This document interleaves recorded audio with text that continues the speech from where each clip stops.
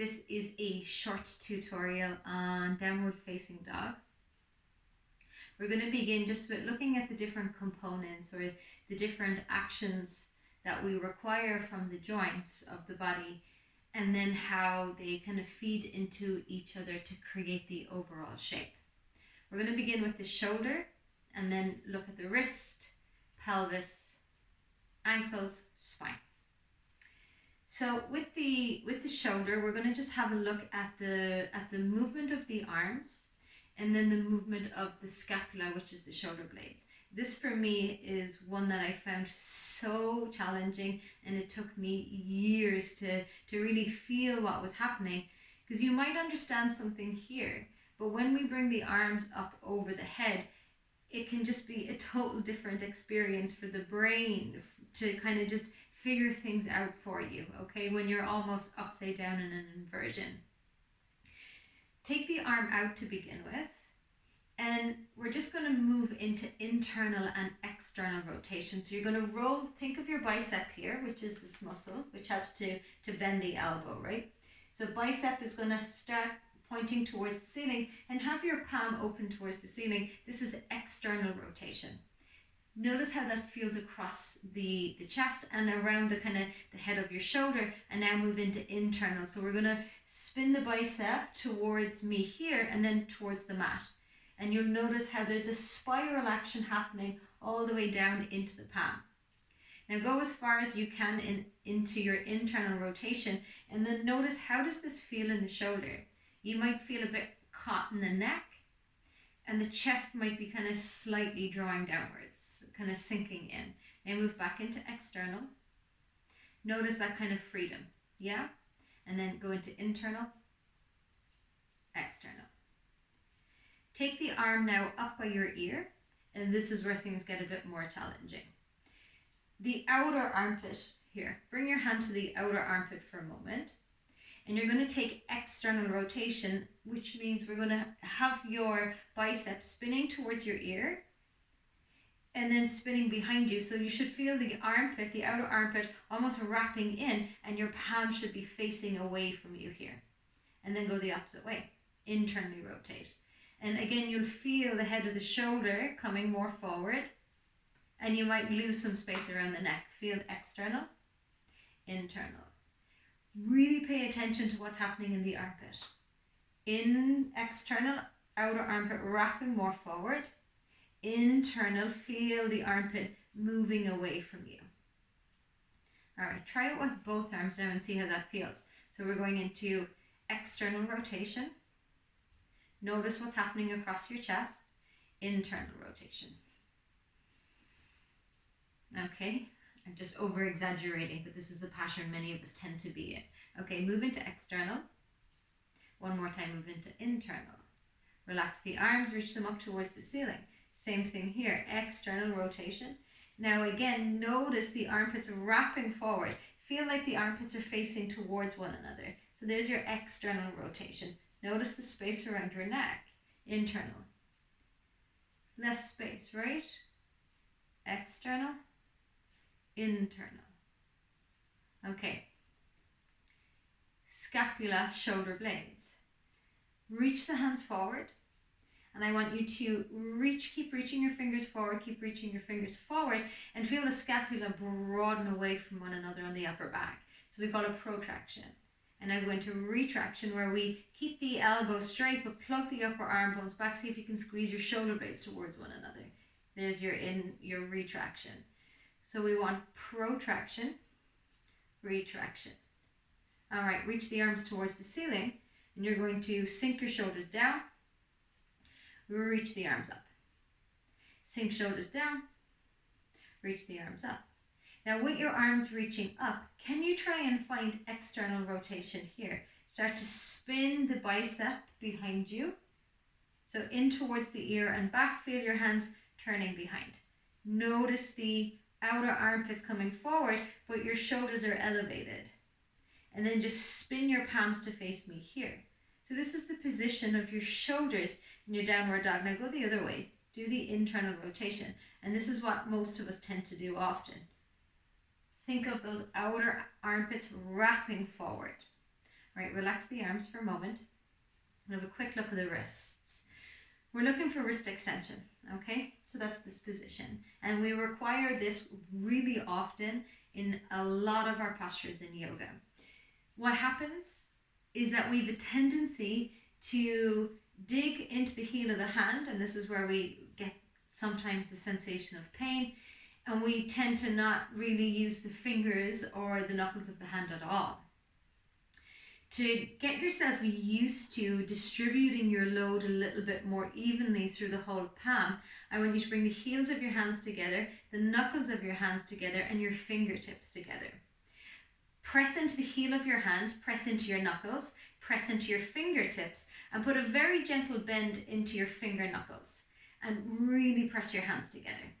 And what you'll notice here is tension moving from your hands and feeding right up through the forearms and into the shoulders, yeah? There is a, what is it called? A kind of a general, I suppose it's biomechanics. For every action, there is an opposite and equal action. And if you're used to practicing, you'll notice, we often call it roots to rise principle, or it can also be called bandhas, right? If I have my hand down and I am pressing into the fingertips, into the knuckles of the hand, and I'm pushing my hand down and forward, there's also a sense of feedback coming up, right up into my shoulder. So whatever is connected with the earth, there's like an energy drawing down, and there's also an energy drawing back up, creating a lift up out of that position, if that makes sense to you. Okay, so that's going to translate into this when we kind of flip things around and bring ourselves into that upside down V shape. Next position is we're going to have a look at the pelvis. So hips and your heels, if you're comfortable, sit back on your shins like this. And your sit bones are the two bony landmarks at the end of the pelvis. Hands to your thighs. Inhale, think of drawing your sit bones towards the wall behind you. And you'll feel the lower back arching. Tuck your pelvis under, and you're going to feel the lower back rounding. So we're going to draw the sit bones back, feel the lower back arch, tuck under, feel the lower back rounding a little bit more. In our downward facing dog, we want to be in what we call an anterior tilt to the pelvis, which is where we have the sit bones lifting up and back, and there's a natural arch through the lower back. Ankles, come to a tabletop position. And in fact, we're actually going to just take this into a downward facing dog for a moment. Lift the hips up and back. We're not going to apply anything I just told you yet. And just bring your feet hip width distance apart. Step the left leg in towards the midline. Just take your right leg up behind you for a moment.